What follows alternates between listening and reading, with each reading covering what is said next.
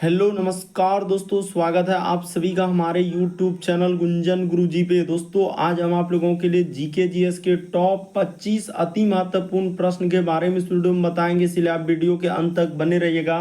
तो इस वीडियो में आपको किस तरीके के प्रश्न के बारे में बताएंगे दोस्तों, पिछले सभी एग्जाम में पूछे गए प्रीवियस ईयर के प्रश्न है दोस्तों। ये देखिए जैसे क्वेश्चन हम लोगों के सामने दिया गया दोस्तों, यहाँ पर पहला क्वेश्चन हम लोगों के सामने दिया दोस्तों। तो वीडियो को पॉज कर लेना दोस्तों, यानी रोक लेना है और अपने से ट्राई करना और जरूर कमेंट करके बताइएगा दोस्तों कितने प्रश्न आपके सही हो पाए। तो देखिए यहाँ पर पहला क्वेश्चन दिया दोस्तों, करा कि 2.5 दिन का झोपड़ा कहाँ स्थित है। तो याद रखिएगा दोस्तों कि 2.5 दिन का झोपड़ा जो है अजमेर में स्थित है, यानी इस प्रश्न का आंसर ऑप्शन नंबर आपका डी क्या हो जाएगा दोस्तों, सही हो जाएगा। काफी इंपॉर्टेंट, कई बार पूछा गया दोस्तों कि 2.5 दिन का झोपड़ा कहाँ स्थित है, तो अजमेर में स्थित है। अगला प्रश्न की दोस्तों, कई बार अलग अलग सेट में देखा जा चुका है कि रूस की राजधानी कहाँ स्थित है। तो रूस की राजधानी कहाँ हो जाएगा दोस्तों, मॉस्को हो जाएगा। यानी इस प्रश्न का आंसर ऑप्शन नंबर ए सही होगा कि रूस की राजधानी कहाँ हो जाएगा दोस्तों, मॉस्को हो जाएगा। अगला प्रश्न की दोस्तों हम लोगों के सामने तीसरा नंबर क्वेश्चन दिया है और 4 ऑप्शन भी दिया है दोस्तों। बस अपने से एकदम कोशिश करते हुए चलना है कि बंगाल करा कि 1905 ईस्वी में विभाजित हुआ, करा कि जिसके विरोध के फलस्वरूप यह पुनः एकीकृत हुआ। तो यह कब पुनः एकीकृत हुआ दोस्तों, तो 1911 ईस्वी में जो है लॉर्ड हार्डिंग द्वितीय के समय दोस्तों इसको पुनः एकीकृत कर लिया गया कि अब बंगाल का विभाजन नहीं होगा, क्योंकि 1905 ईस्वी में लॉर्ड कर्जन के समय बंगाल का विभाजन कर दिया था दोस्तों और बंगाल को 2 भागों में बांट दिया गया था। तो इस प्रश्न का आंसर ऑप्शन नंबर सी सही होगा कि इसके फलस्वरूप पुनः एकीकृत कर लिया गया 1911 में लॉर्ड हार्डिंग द्वितीय के समय में इसे पुनः एकीकृत कर लिया गया कि बंगाल अब विभाजन नहीं होगा।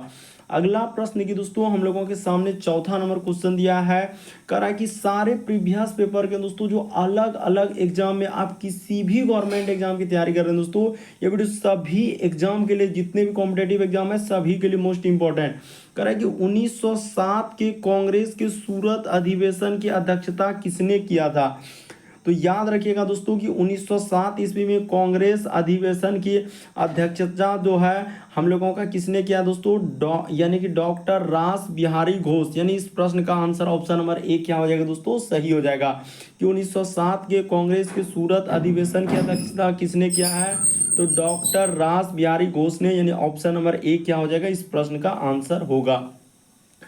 अगला प्रश्न की दोस्तों हम लोगों के सामने 5वां नंबर क्वेश्चन दिया है कि नींबू का हम लोगों का कह रहा है कि कैकर रोग किसके कारण होता है। तो नींबू का जो कैकर रोग होता है दोस्तों किसके कारण होता है, तो जीवाणु के कारण होता है। ऑप्शन नंबर ए इस प्रश्न का आंसर होगा। याद रखिएगा कि नींबू का जो कैकर रोग होता है वो किसके कारण होता है, तो जीवाणु के कारण होता है। अगला प्रश्न की दोस्तों 6ठा नंबर क्वेश्चन मोस्ट रिपीटेड, कई बार देखे जा चुके हैं अलग अलग सेट में। निकट दृष्टि दोष किस लेंस का प्रयोग करते हैं, यानी निकट दृष्टि दोष में जो है दोस्तों किस लेंस का प्रयोग करते हैं, तो अवतल लेंस का प्रयोग करते हैं। यानी याद रखिएगा दोस्तों निकट आओ, ट्रिक क्या है दोस्तों, निकट आओ। यानी कि यहाँ पर निकट दृष्टि दोष के लिए हम लोगों का ट्रिक याद रखिएगा, निकट आओ, निकट दृष्टि दोष को अवतल लेंस से ठीक किया जाता है। ऑप्शन नंबर आपका बी सही होगा। अगला प्रश्न की दोस्तों 7वां नंबर क्वेश्चन दिया है, करा कि श्री गुप्त, यानी यहाँ पर लिखा है दोस्तों कि श्री गुप्त यानी कि शासन काल क्या था। श्री गुप्त का जो है दोस्तों शासन काल क्या था, तो याद रखिएगा 240 से 280 ईस्वी तक हम लोगों का किसका काल चला है दोस्तों, श्री गुप्त शासन काल चला है। यानी 240 से 280 ईस्वी तक हम लोगों का किसका चला है, श्री गुप्त शासन काल का चला है। अगला प्रश्न की दोस्तों हम लोगों के सामने 8वां नंबर क्वेश्चन दिया है। यहाँ पर कहा जा रहा है दोस्तों कि श्री गुप्त का उत्तराधिकारी कौन हुआ था। तो श्री गुप्त का उत्तराधिकारी कौन हुआ था दोस्तों, यानी हम लोगों का हो जाएगा घटोत्कच। यानी याद रखिएगा दोस्तों घटोत्कच, यानी कि ऑप्शन नंबर आपका बी इस प्रश्न का आंसर हो जाएगा कि श्री गुप्त का उत्तराधिकारी कौन था दोस्तों, तो घटोत्कच। यानी कि ऑप्शन नंबर आपका बी इस प्रश्न का आंसर होगा। अगला प्रश्न देखिए दोस्तों हम लोगों के सामने दिया है 9वां नंबर क्वेश्चन, कह रहा है कि आराम बाग कहाँ स्थित है। तो आराम बाग जो है याद रखिएगा, आराम बाग कहाँ हो जाएगा दोस्तों, आगरा में स्थित हो जाएगा। ऑप्शन नंबर आपका बी क्या हो जाएगा दोस्तों, इस प्रश्न का आंसर सही होगा कि आराम बाग कहाँ स्थित है, तो आगरा में स्थित है, यानी आराम बाग और कहाँ, आगरा में स्थित है। ऐसे याद रखेंगे, ऑप्शन नंबर आपका डी इस प्रश्न का आंसर होगा। अगला प्रश्न की दोस्तों 10वां नंबर क्वेश्चन दिया है, कारण निम्नलिखित में से कौन सा वेद सबसे पुराना है। तो याद रखिएगा दोस्तों, सबसे पुराना वेद कौन सा हो जाएगा, तो ऋग वेद जो है सबसे पुराना वेद है, यानी कि ऑप्शन नंबर आपका सी इस प्रश्न का आंसर हो जाएगा। अगला प्रश्न की दोस्तों 11 नंबर क्वेश्चन दिया है कि किस देश का आर्थिक विकास किस पर निर्भर करता है, यानी किसी भी देश का जो है दोस्तों आर्थिक विकास किस पर निर्भर करता है। तो याद रखिएगा, प्राकृतिक संसाधन, बाजार का आकार और पूंजी निर्माण, उपयुक्त में से क्या हो जाएगा दोस्तों, सभी हो जाएगा। कि किसी भी देश का जो है आर्थिक विकास किस पर निर्भर करता है, तो प्राकृतिक संसाधन, बाजार का आकार कैसा है, पूंजी निर्माण, उपयुक्त में से सभी इस प्रश्न का आंसर हो जाएगा। अगला प्रश्न की दोस्तों 12 नंबर क्वेश्चन दिया कर है, मुद्रा आपूर्ति किसके द्वारा नियंत्रित की जाती है। तो मुद्रा आपूर्ति जो है दोस्तों किसके द्वारा नियंत्रित की जाती है, तो भारतीय रिजर्व बैंक के द्वारा किया जाता है दोस्तों। इसी को कहीं कहीं लिखा हो रहता है आरबीआई हम लोगों का, यानी कि इस प्रश्न का आंसर ऑप्शन नंबर आपका डी क्या हो जाएगा दोस्तों, सही हो जाएगा। किस यानी मुद्रा आपूर्ति किसके द्वारा नियंत्रित की जाती है, तो भारतीय रिजर्व बैंक के द्वारा। अगला प्रश्न देखिए दोस्तों 13 नंबर क्वेश्चन कह रहा है कि जूट उत्पादन में सबसे प्रचुर प्रदेश कौन सा है, यानी जूट का उत्पादन सबसे ज्यादा कहाँ होता है दोस्तों, तो पश्चिम बंगाल में होता है। याद रखिएगा कि जूट का सबसे ज्यादा उत्पादन कहाँ पर होता है, तो पश्चिम बंगाल में होता है। अगला प्रश्न की दोस्तों हम लोगों के सामने 14 नंबर क्वेश्चन करा है कि पेंसिलिन किससे प्राप्त की जाती है। तो पेंसिलिन जो है हम लोगों का फफूंद से प्राप्त किया जाता है। ऑप्शन नंबर ए सही होगा। याद रखिएगा कि पेंसिलिन किससे प्राप्त किया जाता है, तो फफूंद से प्राप्त किया जाता है, यानी ऑप्शन नंबर ए इस प्रश्न का आंसर हो जाएगा। अगला प्रश्न के दोस्तों यहाँ पर कहा जा रहा है 15वां नंबर क्वेश्चन कर है कि भारत सेवक समाज की स्थापना किसने किया था। तो याद रखिएगा दोस्तों कि भारत सेवक समाज की स्थापना जो है गोपाल कृष्ण गोखले ने किया है। ऑप्शन नंबर बी सही हो जाएगा कि भारत सेवक समाज की स्थापना किसने किया है, गोपाल कृष्ण गोखले ने किया है।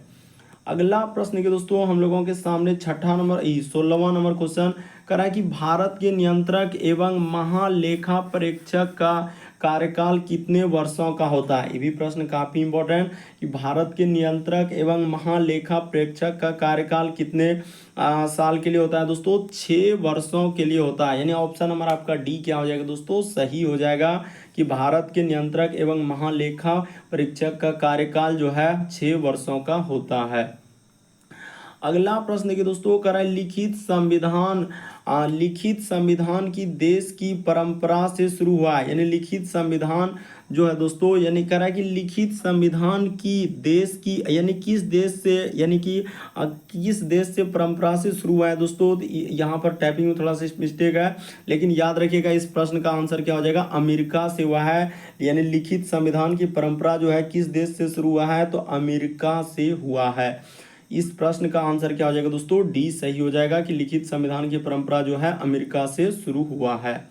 अगला प्रश्न की दोस्तों 18 नंबर क्वेश्चन कि प्रशांत महासागर का चौराहा किसे कहा जाता है।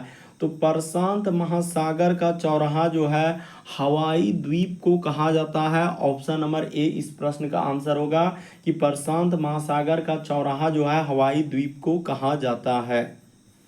अगला प्रश्न की दोस्तों 19 नंबर कहा जा रहा है कि विश्व ब्रेल दिवस कब मनाया जाता है। तो विश्व ब्रेल दिवस जो है हम लोगों का यहाँ पर याद रखिएगा दोस्तों, ये भी काफ़ी इंपॉर्टेंट यहाँ पर कर रहा है कि विश्व ब्रेल दिवस जो है 4 जनवरी को मनाया जाता है, यानी ऑप्शन नंबर ए क्या हो जाएगा दोस्तों, इस प्रश्न का आंसर हो जाएगा कि विश्व ब्रेल दिवस जो है यानी लुइस ब्रेल की याद में दोस्तों उसी के दिवस यानी कि उसी के लिए मनाया जाता है, 4 जनवरी को मनाया जाता है।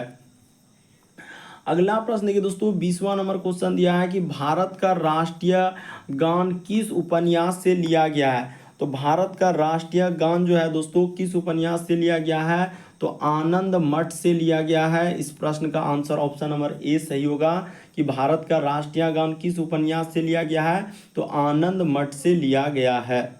अगला प्रश्न देखिए दोस्तों, 21वां नंबर क्वेश्चन दिया है कि रामकृष्ण मिशन की स्थापना किसने किया था। तो रामकृष्ण मिशन की स्थापना जो है स्वामी विवेकानंद ने किया है। ऑप्शन नंबर सी इस प्रश्न का आंसर होगा कि रामकृष्ण मिशन की स्थापना स्वामी विवेकानंद ने किया था।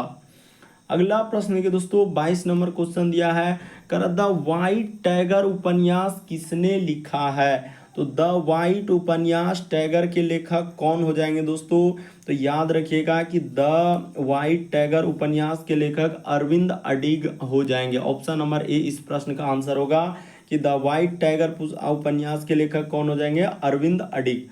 अगला प्रश्न की दोस्तों हम लोगों के सामने 23 नंबर क्वेश्चन दिया है, कह रहा है कि महावीर स्वामी को जीन के नाम से भी जाने यानी कि जाने जाने लगा, जीन का क्या अर्थ होता है। यानी महावीर स्वामी को दोस्तों यानी कि हम लोगों का कि यहाँ पर लिखा है कि जीन के नाम से भी जाना लगा, तो जीन का क्या अर्थ है। तो यहाँ पर क्या हो जाएगा दोस्तों, विजेता होता है। यानी इस प्रश्न का आंसर ऑप्शन नंबर आपका यहाँ पर गलती हुआ है थोड़ा सा, यानी कि जैन होना चाहिए दोस्तों। तो यहाँ पर जीन लिखा गया तो कोई दिक्कत नहीं, तो इसका अर्थ क्या होता है, विजेता होता है। अगला प्रश्न देखिए दोस्तों हम लोगों के सामने 24 नंबर क्वेश्चन दिया है कि केंद्रीय कृषि मौसम विज्ञान केंद्र कहाँ स्थित है। तो केंद्रीय कृषि मौसम विज्ञान जो है पूना में स्थित है दोस्तों, यानी महाराष्ट्र हो जाएगा इस प्रश्न का आंसर। यानी कि कह रहा है केंद्रीय कृषि मौसम विज्ञान केंद्र कहाँ स्थित है, तो पूना में, और पूना कहाँ जा देंगे दोस्तों, महाराष्ट्र में। यानी इस प्रश्न का आंसर ऑप्शन नंबर आपका ए सही होगा कि केंद्रीय कृषि मौसम विज्ञान केंद्र पूना में स्थित है। अगला प्रश्न की दोस्तों हम लोगों के सामने 25 नंबर क्वेश्चन दिया है, कह रहा है कि 1913 में हिंदुस्तान गदर पार्टी का मुख्यालय कहाँ स्थित था। यानी 1913 में हिंदुस्तान गदर पार्टी का मुख्यालय कहाँ स्थित हो जाएगा दोस्तों, फ्रांसिको में। इस प्रश्न का आंसर ऑप्शन नंबर आपका सी क्या हो जाएगा दोस्तों, सही हो जाएगा। तो उम्मीद करते हैं दोस्तों आप अगर हमारे चैनल पे पहली बार है तो ज़रूर चैनल को सब्सक्राइब कर लेंगे दोस्तों, लाइक कर देंगे और ज़रूर हर एक ग्रुप में शेयर कर देंगे हमारे चैनल के बारे में। और चैनल पे पहली बार आया तो बगल में घंटी का निशान दिख रहा होगा, तो घंटी के निशान पे ऑल वाला सेलेक्ट कर दीजिए ताकि जब भी वीडियो डालेंगे तो नोटिफिकेशन आपको सबसे पहले मिलता रहे। ओके दोस्तों, थैंक यू। फिर आप लोगों से अगले वीडियो में मुलाकात होगी।